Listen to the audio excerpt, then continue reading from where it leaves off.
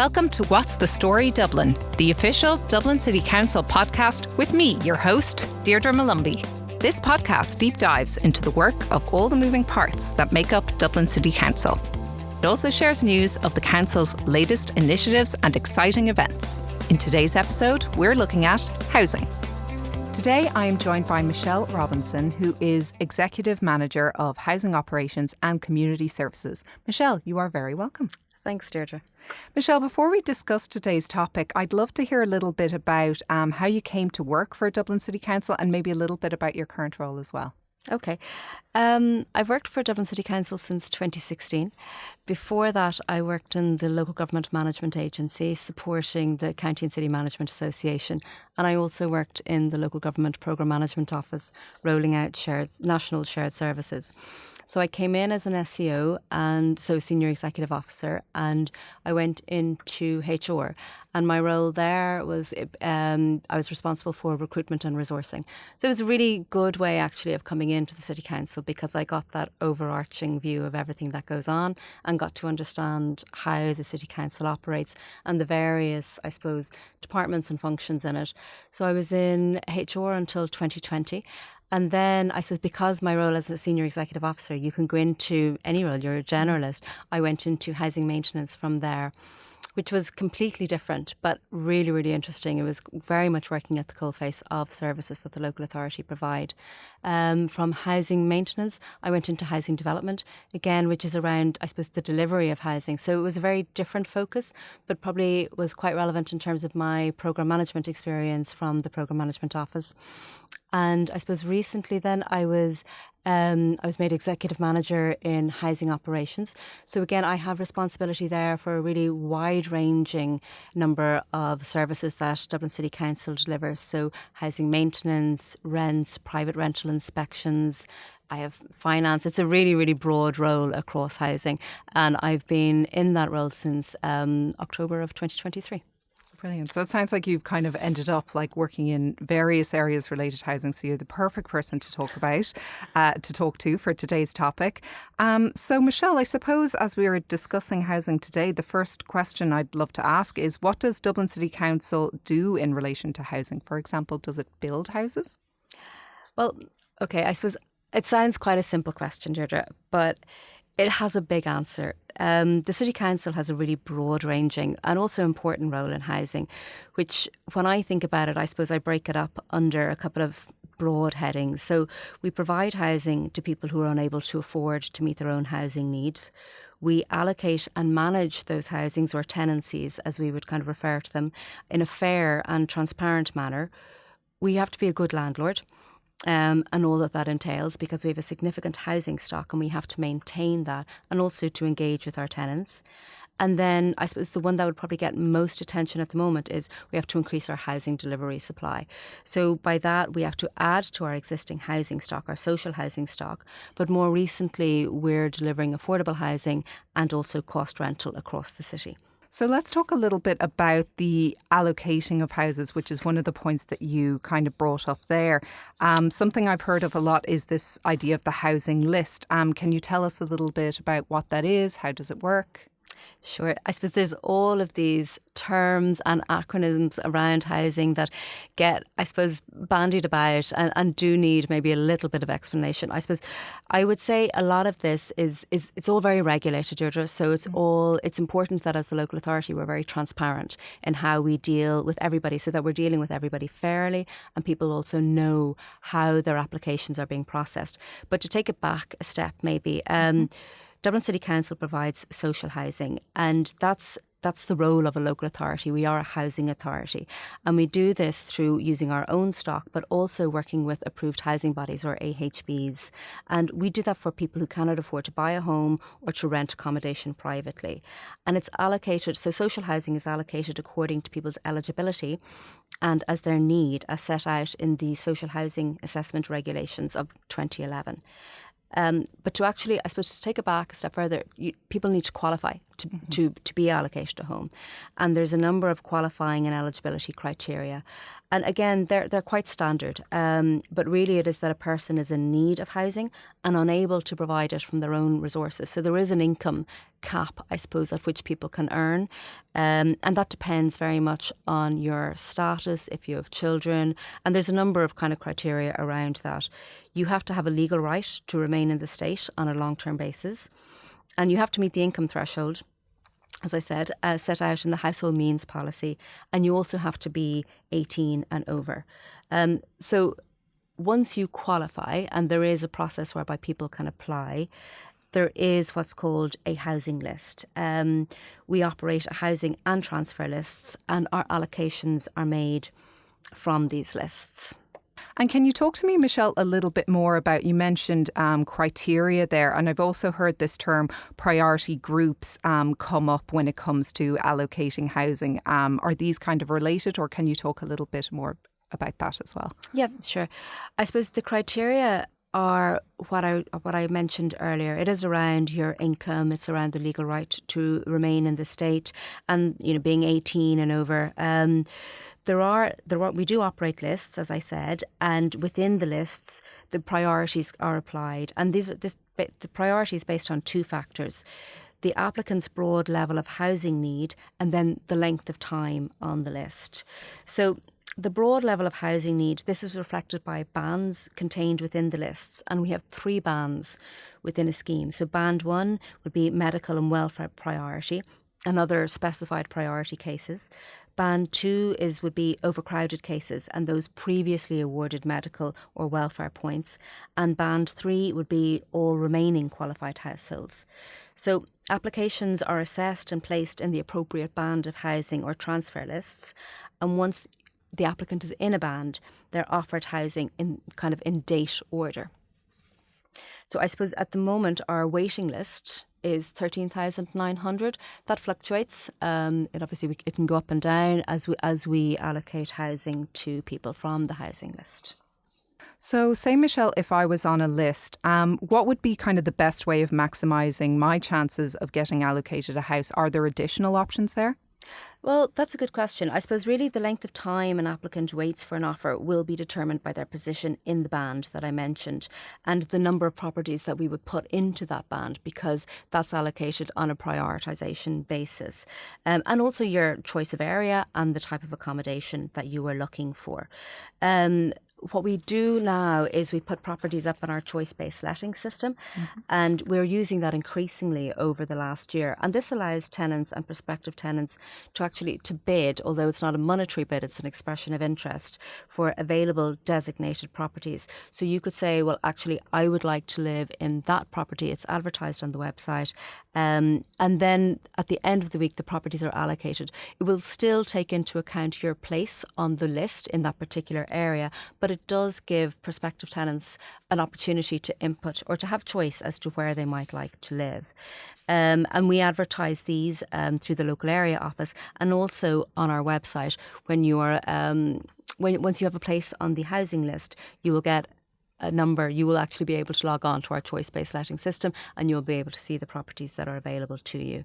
And I would say just that you can always contact housing allocations by telephone, Monday to Friday, also on our website.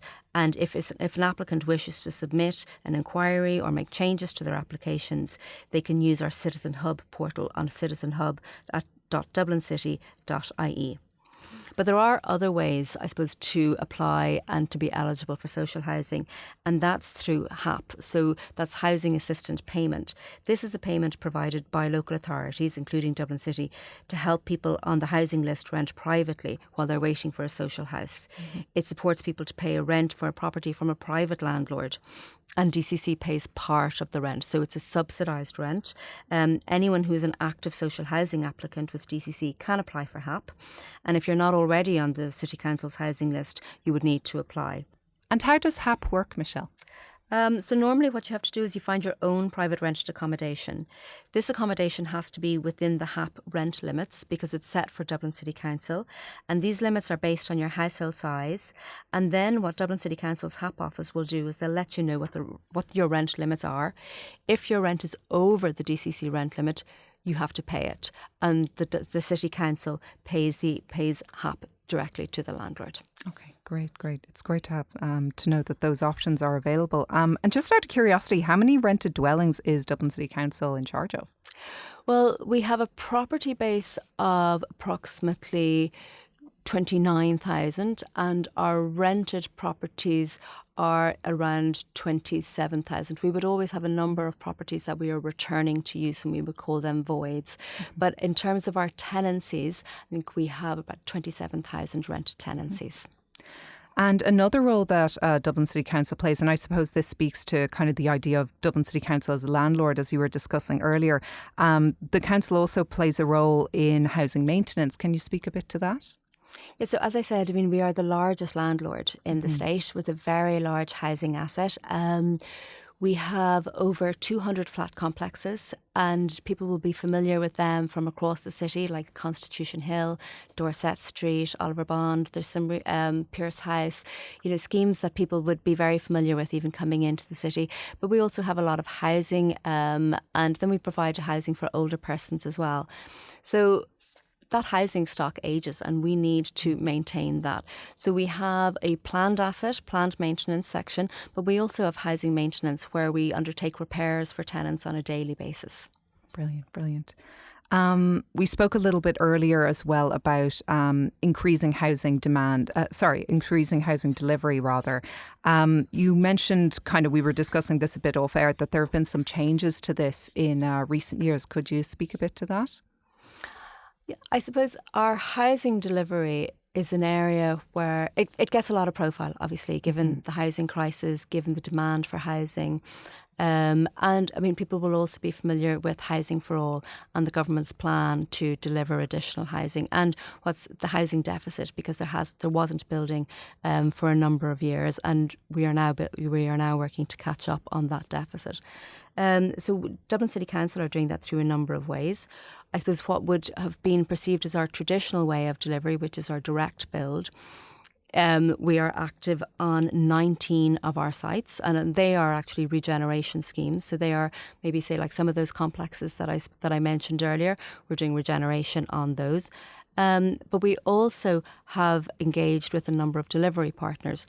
So I mentioned approved housing bodies earlier, or AHBs. They're a significant partner for Dublin City Council and we're working with them to deliver on land that DCC would own, but also on schemes that they would bring to us. So the AHBs working with developers. And AHBs, are approved housing bodies. Yes.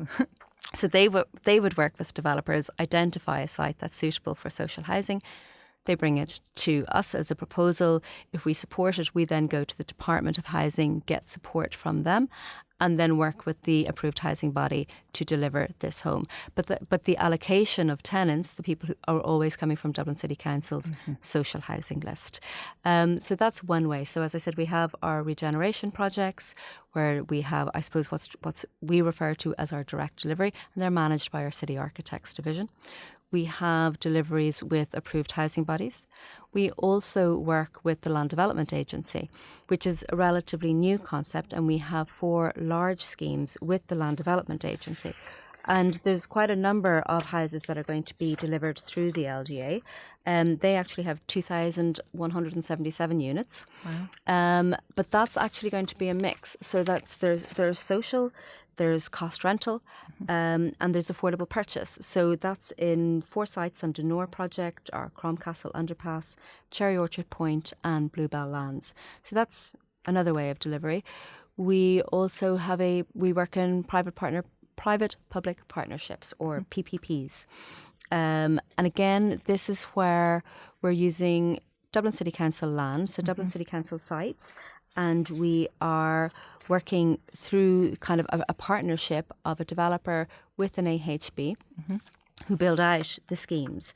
And we actually have 18 sites that are coming through this delivery mechanism. One which is already actually operational and have tenants in it, and that's in Scribbletown.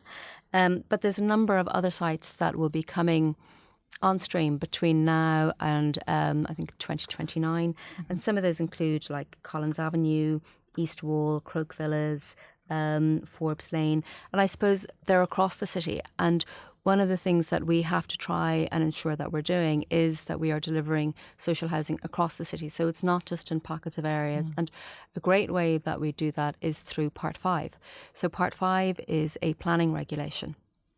And through this, developers, so any site that has more than 5 homes being delivered by a developer has what's called a Part 5 obligation, although I think under the new Planning Act that's changing to, it has a different title, but it's known as Part 5. And those homes come to DCC as social housing, and we then allocate them out. So it's a great way of us getting homes across the city and through all areas, in areas, say, maybe where we wouldn't have land or where we wouldn't have been able to. We also have turnkeys.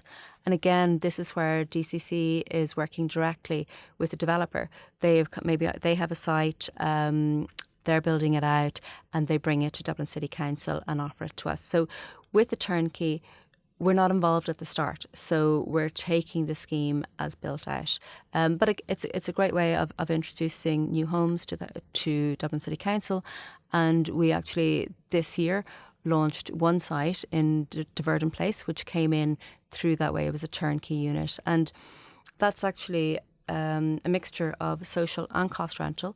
So that's our mixed tenure, and more we're trying to deliver mixed tenure schemes. So rather than it being all social, we're putting mixed social and cost rental. So it builds sustainability into the community, because I think that's really important, that when we're looking at large scale delivery, that we have that blend of social and cost rental, and in some instances affordable purchase. So it gets, I suppose, sustainable communities as well. And that's really important, I think, that we're not just delivering housing, that we are looking at the communities and supporting the communities that we're building in and delivering in.